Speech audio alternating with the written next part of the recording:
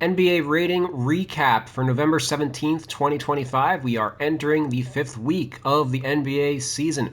A lot of injury news to get to, and we've got the player of the week for season four. In the Western Conference, it is Nikola Jokic for the second time in a row. He averaged 39 points per game, 13 rebounds, 8 assists. Team went 3-0, the Denver Nuggets did. Jokic on the year, 38.3 player efficiency rating, 77% true shooting, which is insane. 52.4 assist percentage. All of those marks lead the NBA. Jokic already has the highest BPM for his career in NBA history at a 10.5 for his career. It's at 20.2 right now. So he is literally twice as good as he's ever been. He had a 13.3 BPM last season. Again, right now he is at 20. That's how insane he has been this year. And he's already led the league in BPM, which is box plus minus, over the last 5 years. Basically, the best box score player in ever in anything. He's 53 of 83 from close range, from 3 to 15 feet. That is 64%. That's quite good. Somebody who's 40% would be like an 80 rating. He is at 64%. His close shot rating by scale should realistically be 130, but it caps out at 99. The other thing it caps out at 99, all of the ratings, his 99 rating, he's actually 100 rating, which you can measure with the intangibles. 16 points of intangibles is worth one overall point, and we can see he does not drop down until I remove 20 points from him in the intangibles. So yeah, he is 100 overall in my roster. Let's go on over to the Atlanta Hawks, where Jalen Johnson, he's the Eastern Conference Player of the Week. He averaged 24 points per game, 12 rebounds, 9.3 assists, and the Hawks went 4-0. I covered Johnson a couple days ago in an earlier video, so I'm not going to go super in depth on him here, but on the year, 23.5 player efficiency rating, a 66 true shooting percentage on 25% usage. Last year, that was 57% true shooting on 23% usage, so he's +9 true shooting and +2 usage. 64% on his twos, which is +7 from last year. 38% on his threes, also +7 from last year. And then 81% from the free throw line, +6 from last year. So shooting it better from everywhere, despite having a larger offensive role. His assist rate is up to 31%, which is about like a 79, 80-ish by scale. That's also +10% from what it was last year, so that would normally be like a 65 rating. So he's 15 points better in pass rating. He's got a 2.1 assist to turnover ratio versus 1.7 last year. Again, he's playing a larger role, getting more defensive attention, but his assist to turnover ratio is improved despite that. And then the only downside to his statistical profile this year is he only has 3 blocks in 12 games, whereas he averaged 1 per game last year, 36 blocks in 36 games. So that can pretty much easily be explained by one of two things. And one, obviously, he's spending a lot more energy on offense now, and then B, he's also his steal rate's actually up. So it may also just be that the type of defense that he's playing is a little different. The Hawks have more shot blocking in Kristaps Porzingis and Onyeka Okongwu, so he isn't necessarily being asked to guard the middle of the paint as much as he might have been previously as like a help defender. He is the best player on the Hawks.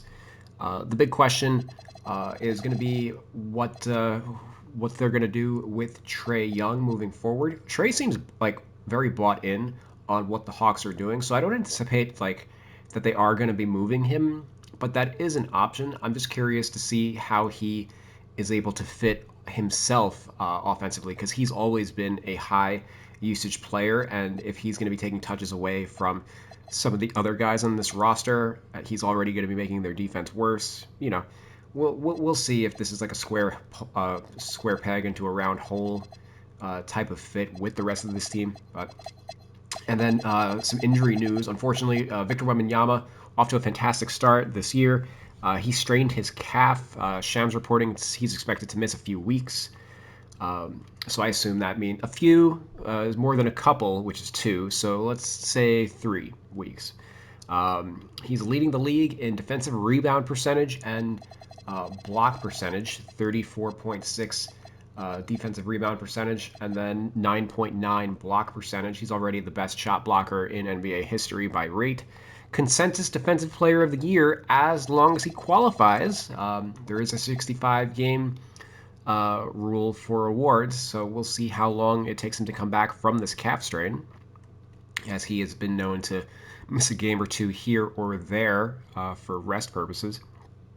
Spurs are obviously going to be as cautious as they can for it to be with their franchise player.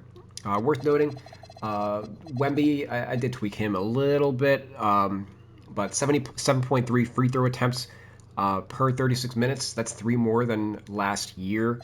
And then 3-point attempts are actually down for him, 5.0 3-point attempts per 36 minutes. He was at 9.5 last season. So that just goes to show he's spending a lot more time on the interior rather than on the perimeter. So I did adjust his shooting ratings a little bit. I actually dropped him a little bit in this update as he kind of cooled off a little bit offensively. He's stoppable in the half court. He's not Kevin Garnett. He's Durant-esque in the way that he moves for a guy his size, but he's not Durant-esque in like his shooting efficiency. So, teams have had a little bit of success, more success guarding him than they did previously. Teams are having tons of success guarding John Morant, but he's our other injury that I have to report on. He's out for the next 2 weeks, also with a calf strain. I dropped him down to an 85 overall. I always use injuries to kind of check in with players because it's going to lock their stats for the near future. So I dropped him to an 85 overall. This is now -4 from where 2K Sports has him at. He's got a 12.6 player efficiency rating on the year. Absolutely dreadful. 48% true shooting on 32% usage. That is 8 points if true shooting below his career average. That's just devastatingly bad. 36% from the field, 17% from 3, 94% from the free throw line.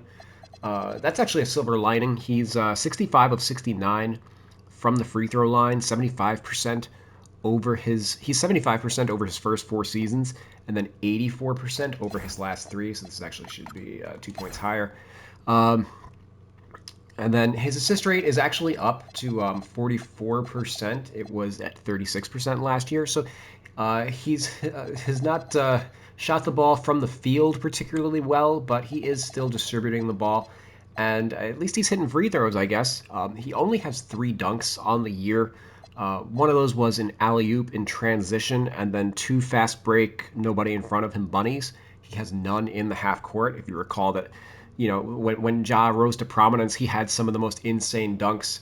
He posterizes guys in a lot of his, I'm sure you guys know what Ja Morant is capable of. If you're watching this, you're an NBA fanatic.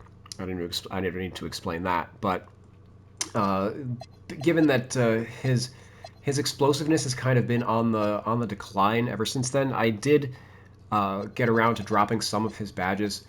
Like, for example, NBA 2K, they still have Hall of Fame posterizer on him. I dropped that down to a bronze. He's, maybe he'll do it like 1 or 2 times this year. He didn't do it super often last year. I had him at a silver last year. We're gonna drop this down to bronze. Really, I wouldn't even be against like taking it off. It's just kind of here based on rep. It's definitely something he probably will do at some point this year. And then high-flying denier. Again, like some of those athletic plays were also like these crazy-ass chase-down blocks. 2K had a Hall of Fame on him for like a number of years, and I think they dropped it down to a silver. I'm just knocking this down to bronze. He has 1 block on the season, so he's not having the same impact here that he previously used to. And then pogo stick, kind of the same argument. Like I dropped this down from a gold to a silver. He's just not the same athlete that he was in his younger years.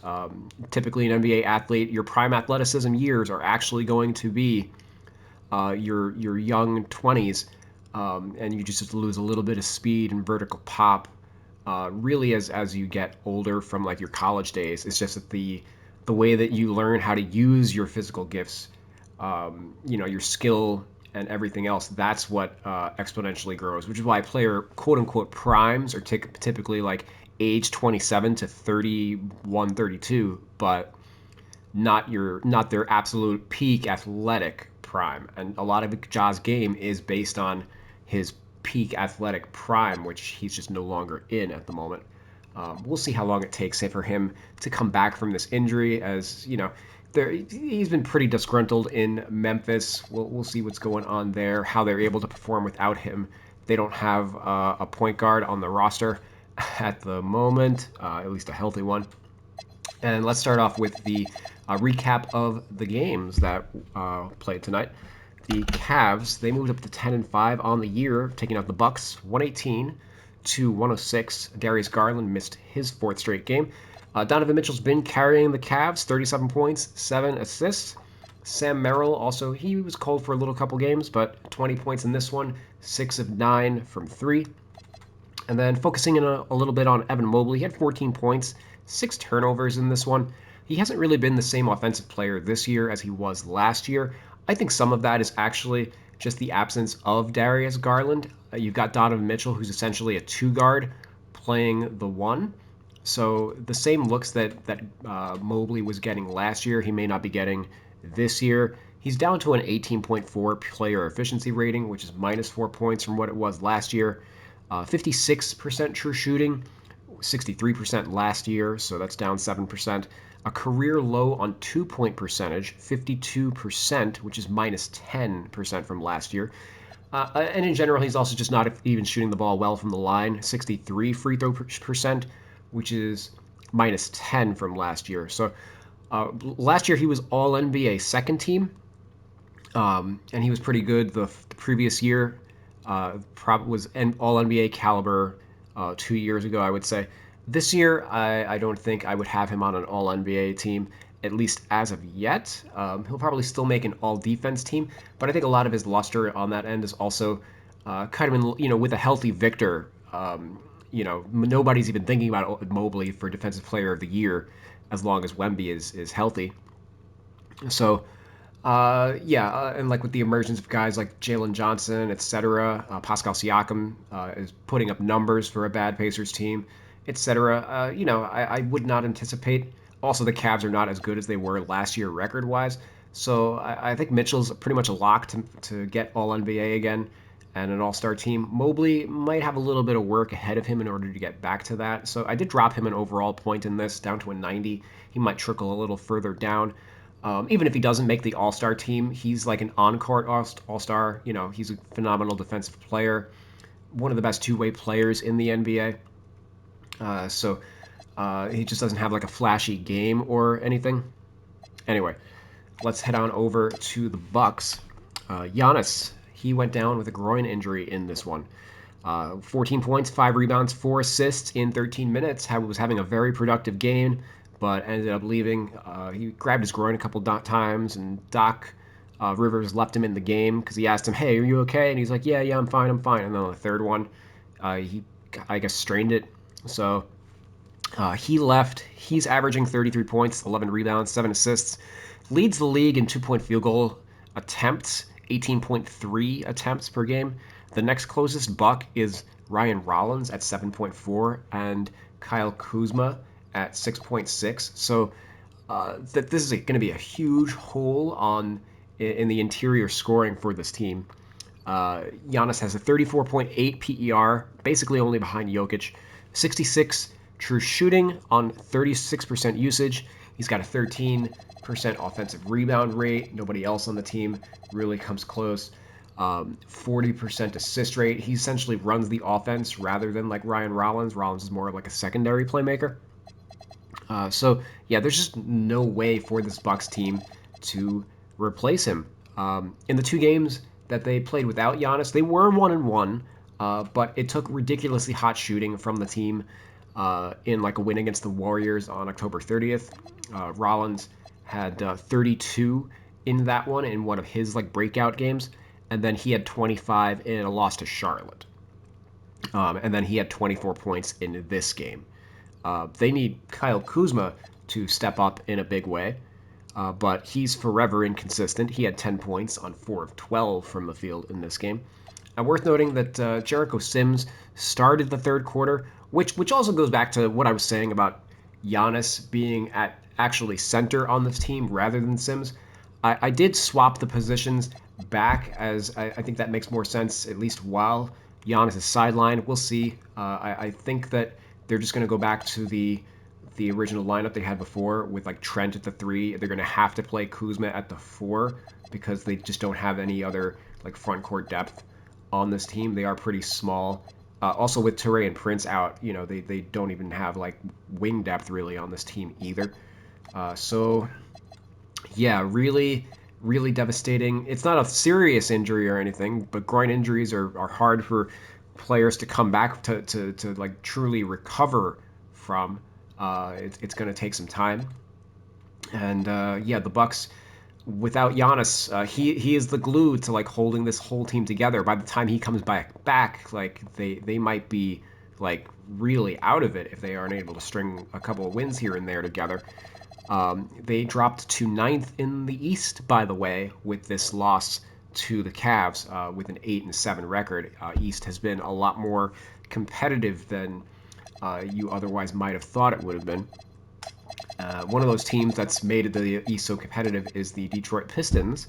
They moved to 12-2 on the season with a 127-112 victory over the Pacers. It is a 10-game winning streak for the Pistons, their longest since 2007. Jalen Duren came back in this one, and he absolutely dominated Indiana's joke of a front court. 31 points, 15 rebounds, 12 of 13 from the field, 7 of 11 from the free throw line. Isaiah Stewart started at the 4 in this one. He had 10 points, 5 blocks. He fouled out in 20 minutes, but was highly productive. Javonte Green moved to the bench, but he had 20 points. I did boost his rating to a 77 overall, which is plus 5 from what 2K Sports has it at. And this is just based on what he did last season, not even really factoring what he's done this season. He's been a really valuable contributor, especially with Asar Thompson sidelined for the last 5 games or so. Ron Holland continued to start, but he got the start at the 3 with Stewart coming in at the 4. But he still couldn't get it going offensively. Only 7 points in 31 minutes. Has been pretty disappointing so far. One of my corollaries for him so far is like Patrick Williams of the Bulls. And then Donis Jenkins, he continued to impress. He's like this year's Lou Dort is probably the most recent, and that was even like 5 or 6 years ago, like a two-way player who was just that obviously good. Like Lou Dort was like a starter on a two-way contract before eventually getting converted. Donis Jenkins is pretty damn close to that. He's done a great job filling in while Cade Cunningham is sidelined. And we'll see. Maybe he ends up sticking in the starting lineup over like a Duncan Robinson or something. He would need to shoot it a lot better from 3 in order to really justify that. But I think he's a fantastic backup on this team, probably taking Marcus Sasser's job. He had 26 points in 8 assists in 33 minutes in this one against the shorthanded Pacers. They could definitely use a point guard of his stature with Halliburton sidelines. They had their 8th loss in a row, the Pacers did, dropping to 1-13. Ben Mathurin came back, though, from an 11-game absence. He dropped 25 points. Pascal Siakam had 27. Isaiah Jackson was back in the starting lineup and doubled with 16 points and 10 rebounds. Nembhard had 15, but, there's just not enough offensive talent on this team.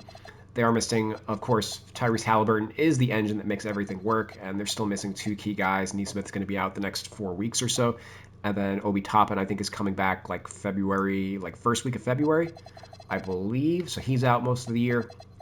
And then I got a couple of their minor players have some nagging injuries as well. They have Jeremiah Robinson Earl on a hardship contract. He came off the bench in this one. I think that contract's set to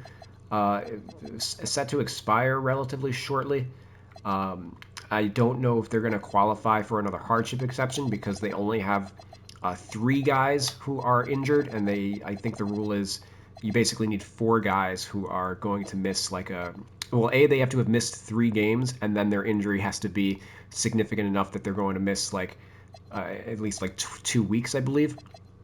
And then I just think these guys, Furphy and Jones have missed 3 games, but I think they're all on the mend and should be back shortly. So probably back to the G League for Robinson Earl, at least unless there might be a waiver or something like that. I think he's two-way. No, he's not two-way contract eligible. Otherwise, he'd probably be on a two-way with a team. But let's head on over to the Sixers. He did a good job as on his hardship, so he'll probably get a look from another team somewhere, some way. The Sixers, they move up to 8-5, 110-108 over the the LA Clippers. Paul George made his return from injury, made his season debut. He was on a minutes restriction, so he only played 21 minutes. He had 9 points on 2 for 9 from the field. Started the game at small forward next to Dominic Barlow, but then Quentin Grimes actually started the third quarter rather than Barlow, so essentially George was at the 4 in that alignment. So I kept his position at the 4. We'll see what the Sixers do in their next game. I don't. It probably makes sense to have George as a small forward because Kelly Oubre is going to be out for a while with a sprained LCL. I think it's a sprain. I know he has an LCL injury. The length of the absence has yet to be determined, so maybe a little ominous. But I anticipate he'll probably be out at least a month or so. So we'll see. The Sixers are not exactly stocked with a lot of depth on the wings, so yeah, it probably makes sense. But they aren't also stocked with a ton of talent up front either, especially if Joel Embiid is out and Adem Bona. He's going to be out the next week or so with a sprained ankle. So for what it's worth, I did get my rating in for Paul George. He's an 84, which is +3 from where 2K's got him out. I'm a little higher on him, I think, than the consensus, but 2K is also all over the place on him. They have him with an 85 dunk rating. If you watch some of his dunks from last year, they're very basic. He's not that level of athlete anymore at 35 years old. And they never declined any of his athleticism attributes, so he's still really athletic. Whereas he's nowadays, especially post injuries and stuff, he's very a ground based, gets by on his length and athleticism rather than his explosiveness. I'm generally just higher on his shot creation, which shows up in his badges. It's just that his actual shot making fell off some, which is a little more reflected in his ratings. Only a 54 true shooting percentage on 24% usage last year, which was down from 61%, 27 usage as an all-star with the Clippers the year before. We'll see what kind of offensive role he has with Tyrese Maxey having a firmer grasp on the reins than he did last season when Maxey was probably the secondary scorer behind Paul George, or at least Paul George thought he was the first option when he played. Now I think it's pretty clear that Maxey, who had 39 points and 6 assists in this one, is the top dog in Philadelphia. BJ Edgecombe, I did drop his overall rating down to a 79, -2 from where 2K's got him at. He did shoot it better in this one with 14 points on 6 of 13 shooting. Over his previous 6 games, he averaged 10.8 points per game in 36 minutes. He shot 30% from the field, 29% on twos. And the Sixers went 2 and 4 in those games. So when VJ was shooting it well, that was a big reason for their 4-0 start. And now that he wasn't shooting it well, that's ultimately why they started losing, because their offense was no longer lights out. He's great in transition, but in the half court is a little sketch. Not the greatest. It's funny. 71 is what I had his close shot rating at, based on his college, and then 2K they started this at an 82, and then after his breakout first game, I was like, all right, fine, we'll leave it at 82. But he's really not efficient unless he's getting like all the way to the rim. And even that's actually like not super efficient. He's much more of he's a better dunker than he is like a creative like layup finisher, an acrobatic finisher. There we go. Gotta channel my inner badges and stuff. But Grimes, Quentin Grimes, I consider him like the better player than Edgecombe. Grimes had 19 points, and as I mentioned, he started the third quarter. So he's better than VJ, but VJ was drafted third overall by the franchise, and Quentin Grimes is an unrestricted free agent at the end of the year. So they are naturally going to prioritize Edgecombe's development over the more they play Grimes. It's a double-edged sword. The more they play Grimes, the higher his salary in free agency is going to be. We'll see. I think the Sixers still have bird rights on him, so I'm sure they would like to keep him.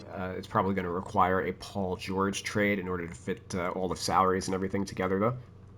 Embiid was out for his third straight game, so Andre Drummond, he got another start.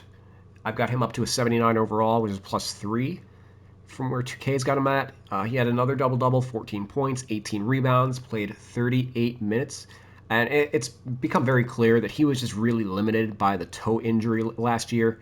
All of his numbers are up. He's got a 65% true shooting, which is +11 from what it was last year. 54% true shooting from a center is basically like unplayable. So he is playable once again. 6 of 13 from 3 is interesting, which is 43%. All of one of those attempts are from the corner. So, take it with a grain of salt. But if he's able to hit the corner three once every couple games, that's actually not the worst like weapon in the world. So I did boost the 3-point rating up a little bit. Maybe it'll go up to like a 68. If he keeps hitting it. I don't anticipate the 43% to really maintain all year, but there are other centers who've maintained like what's it called, a highest 3-point percentage on like a low volume, like a Sabonis last year, or Jock Landale, etc. 3.9 block percentage is is an improvement from last year. Last year was a career low 2.4%. So just again, he's able to move better than he did last year. So I've got +10 to like his layup rating, his shot IQ, +15 to the 3-point, +5 for block, and then I boosted his consistency ratings, like +30 to his offensive consistency, +15 to his defensive consistency. Yeah, now nice bounce back season that I wasn't really anticipating from Drummond. And then part of the reason why he's re-entered as a starter is Adembona. I dropped him down to a 75. He's out for the next 3 games with an ankle sprain. The Sixers are 14 points worse efficiency-wise with him on offensively with him on the court. And that's ultimately a reason why Drummond's got extended minutes. He's really just a block specialist. He has a 48% true shooting on the year. They're basically playing 4-on-5 when he's on the court. So yeah, I think they figured that out, and he's good in certain matchups, but you can't play him starter minutes; he'll get exposed.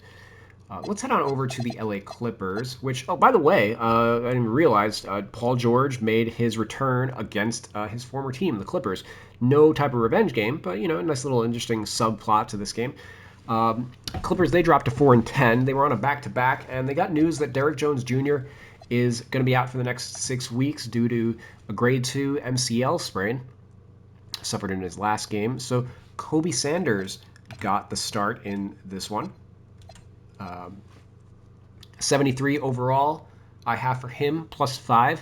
But most of that is just from my pre-draft scouting. That's not even from like what he's done so far this year.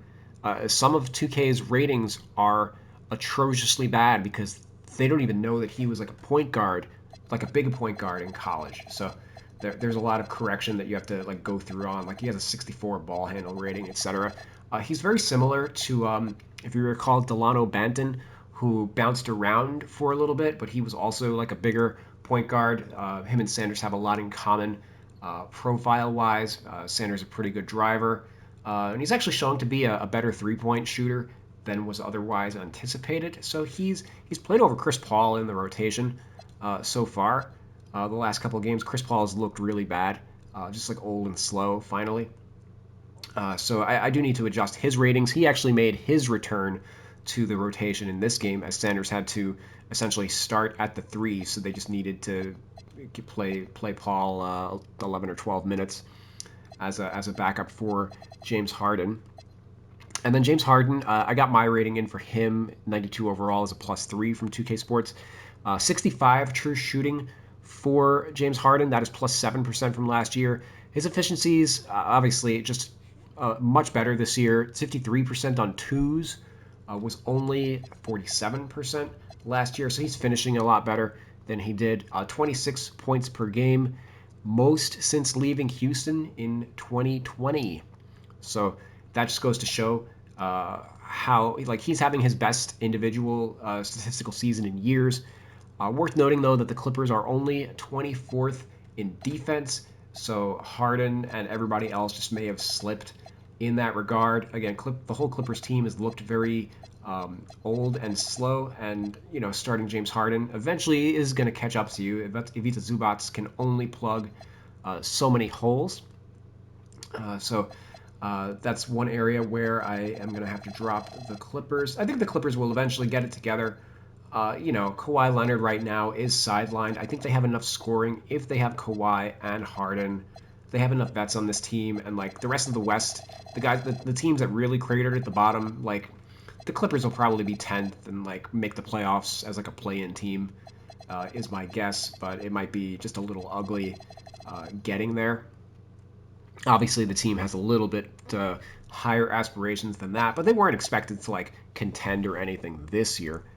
The Miami Heat, they were one of the beneficiaries of. Also, Clippers made a terrible trade by getting rid of Norm Powell and then replacing him with John Collins and Bradley Beal. I guess touching on that real quick.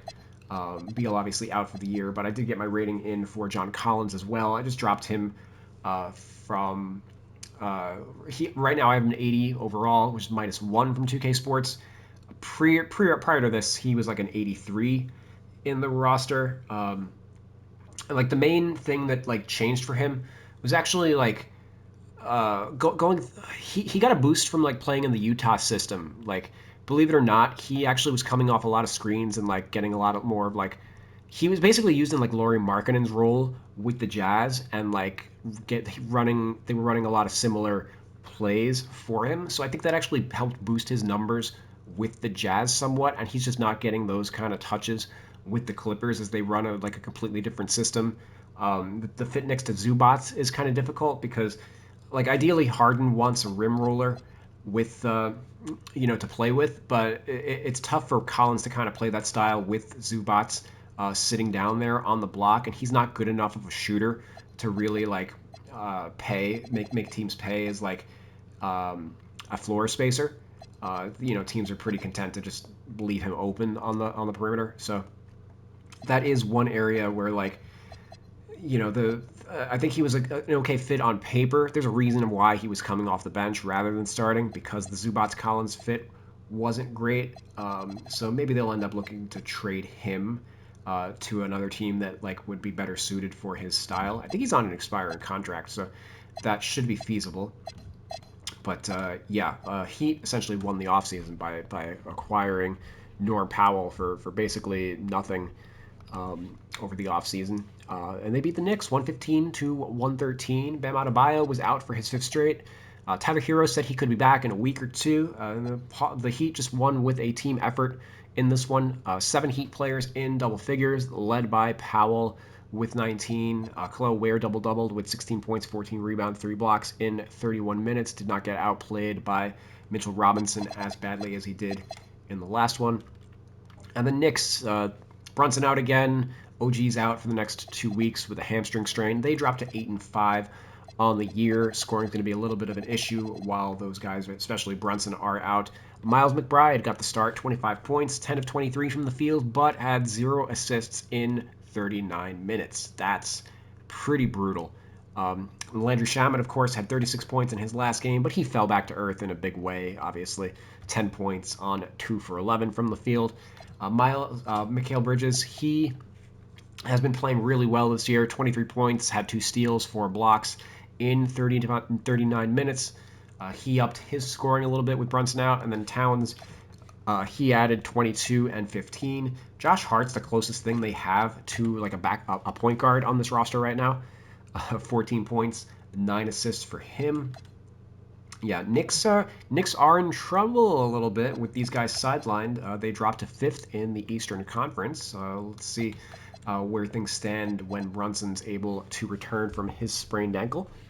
The Toronto Raptors, who are essentially the Knicks B team in a way because they've got RJ Barrett and Emmanuel Quickly, they moved to 9-5 on the year with a 110-108 victory over the Charlotte Hornets.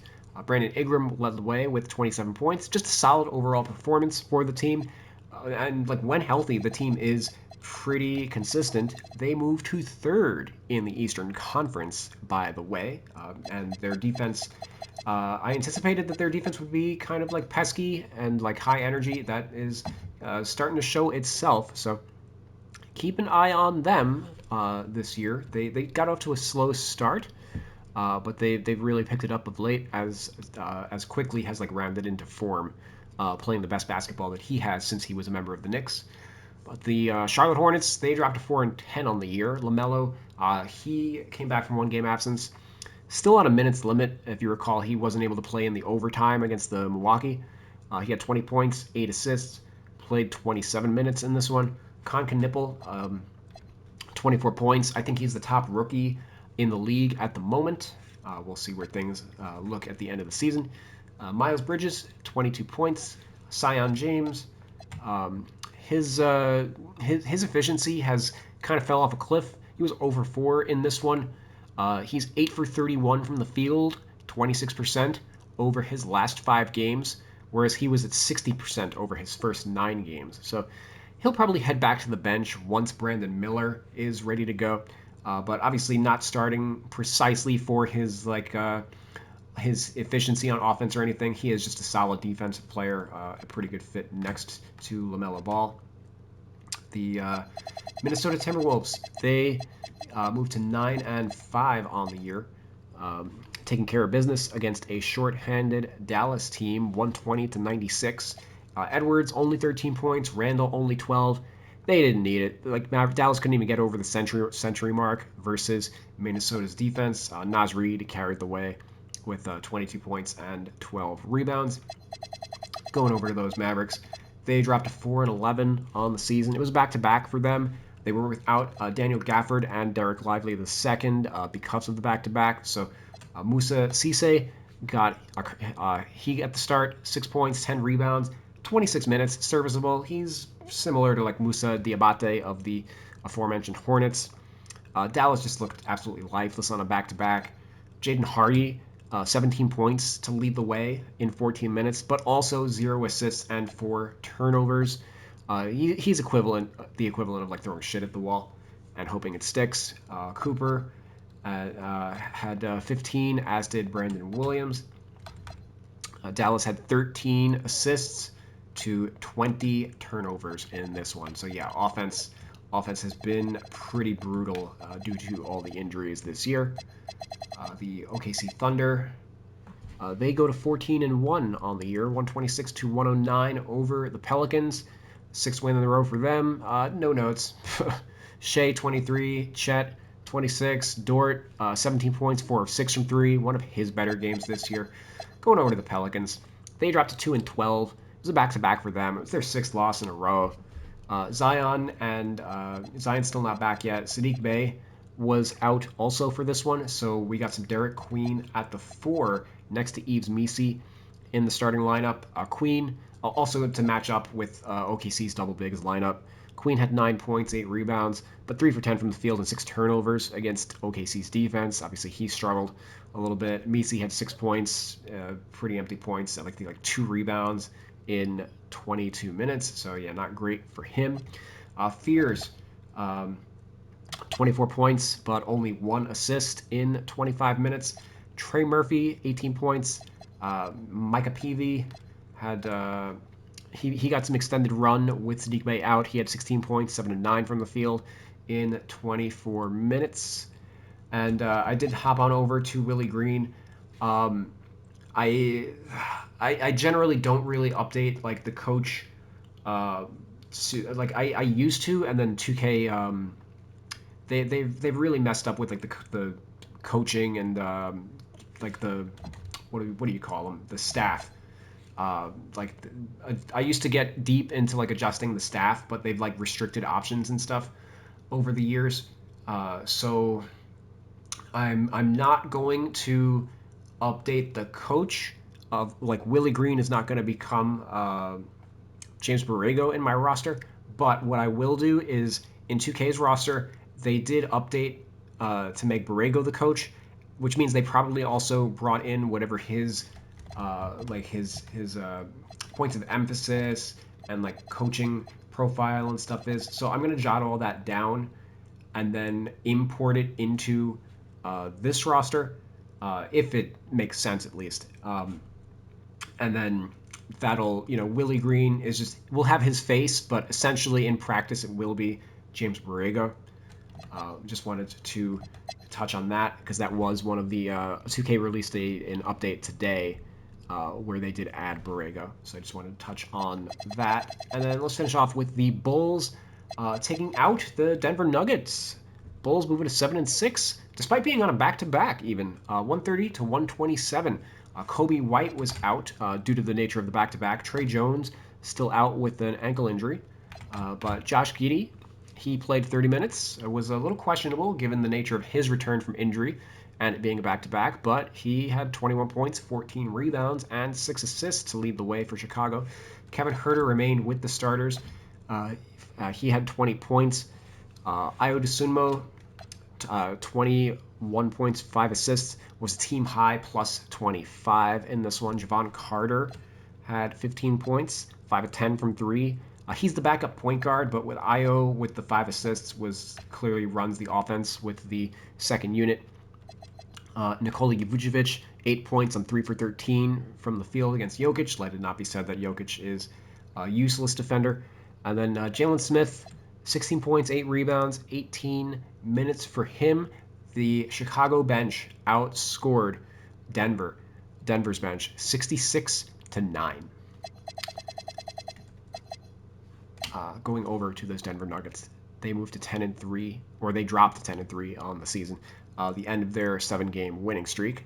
Cam Johnson returned from a 1-game absence, so Tim Hardaway Jr. went back to the bench. So Cam essentially starting at the 2 and actually had his best game as a Nugget, 19 points on 5 of 7 from 3. So Peyton Watson also remained in the starting lineup at the 3. Joker, 36 points, 18 rebounds, 13 assists, still insane. Jamal Murray, 34 points, 11 rebounds. He's pushing for the All-Star team this year. Aaron Gordon, 24 points, 10 rebounds as well. But yeah, a lot was written over the last couple days about Denver's depth. They're missing Brown, and like Tim Hardaway Jr. stepped in, and like Peyton Watson, like all these guys are so much better than last year, and then they got absolutely crushed, 66 to 9 by Chicago's bench. Jonas Valanciunas was a minus 15 in like 4.5 minutes. They absolutely got crushed in the non-Jokic minutes in this game. And that's the video. Yeah, there was a lot to get to today. I'm off tomorrow, so we're gonna. I put in a lot of work today. I actually had like a game crash that like I had to do some of my work 2 times over, which is kind of annoying. But yeah, I hope you guys are liking the content that we've been putting out. The Boston Celtics are on my list of teams that I want to get to before there is going to be another official 2K roster update on, I believe, either the 20th or the 21st. So we're going to have more ratings updates, maybe more badge updates. So Celtics are a high priority for me. They do play tomorrow, so I figured I wanted to wait a little bit. Jordan Walsh is somebody that I need to focus in on because he's become the starting 4 for this team. So I just wanted to notate that, to hold myself accountable. Yeah, I'll see you guys tomorrow. like, share, subscribe, yada, yada, yada. Thank you.